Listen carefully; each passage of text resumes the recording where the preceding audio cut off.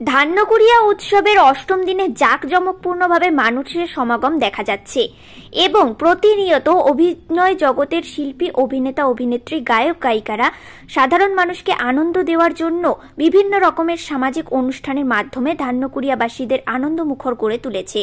এই মেলার প্রধান পৃষ্ঠপোষকতাই এটি। এম আব্দুল্লাহ রনি জানান, এই ধান্যকুড়িয়া উৎসব মেলা 2023-এর অন্তিম লগ্ন 31শে ডিসেম্বর থেকে 2024-এর শুরু পর্যন্ত চলবে এবং এর পাশাপাশি 2023-কে বিদায় দিয়ে 2024 সালকে স্বাগত জানাবে। এই গন্ডগোল হচ্ছে, আগামীকাল আমাদের উৎসব শেষ হবে 31শে ডিসেম্বর, 24 তারিখে শুরু হয়েছে। আমরা এই এলাকার মানুষকে গ্রামীণ মেলা উপহার দিতে চাইছি। লোকাল ট্যালেন্টেড উপযুক্ত মঞ্চ দিয়েছি তাদের প্রতিভার বিকাশের জন্য। বাংলার লোকসংস্কৃতি প্রত্যেকটা জেলায় ছড়িয়ে আছে, এক এক জেলায় এক এক রকম লোকসংস্কৃতি আমরা দেখতে পাই।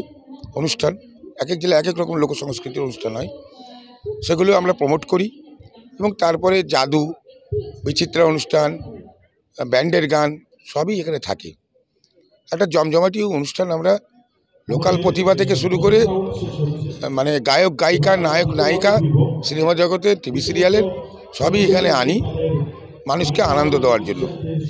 গ্রামের মানুষের রিক্রিয়েশনের কোনো ব্যবস্থা নেই। দৈনন্দিন জীবন সংগ্রামে মানুষ হাঁপিয়ে যায় সারা বছরই। তার মধ্যে একটু খোলা বাতাস, একটু আনন্দ করার অবকাশ, তার পরিবার নিয়ে একটু ঘুরে বেড়াবে, সেরকম একটু সময় মানুষের প্রয়োজন হয়। সেটা ছিল না, বসিরহাট 2 নম্বর ব্লকেই ছিল না, ধান্যকুড়িয়ায় বলে নয়। আমরা বসিরহাট 2 নম্বর ব্লক পঞ্চায়েত সমিতির এবং ধান্যকুড়িয়া গ্রাম পঞ্চায়েত আমরা মিলে এইটা করছি ধান্যকুড়িয়া উৎসব। ধান্যকুড়িয়া উৎসবের আমাদের সরকারি অনুষ্ঠান, পঞ্চায়েত পরিচালিত অনুষ্ঠান। তারা আমাকে চিফ পেট্রন করে রেখেছে এবং মুখ্য সংগঠক আমাদের মিহির ঘোষ আছে এখানে, আপনারা আমার পাশে দেখছেন। আমাদের বিলু সুকেন্দু ঘোষও আছে, অন্যতম মুখ্য সংগঠক। আমাদের আরও বিভিন্ন পঞ্চায়েতের মেম্বাররা, পঞ্চায়েত সমিতির কর্মাধ্যক্ষরা, তারাও এর সঙ্গে যুক্ত আছেন। পঞ্চায়েত সমিতির সভাপতি, বিডিও, থানার ওসি সকলেই আমাদের এই কমিটির সদস্য। মানুষের সাড়া আছে, মানুষকে সাথে নিয়ে চলার অঙ্গীকারে আমরা আবদ্ধ।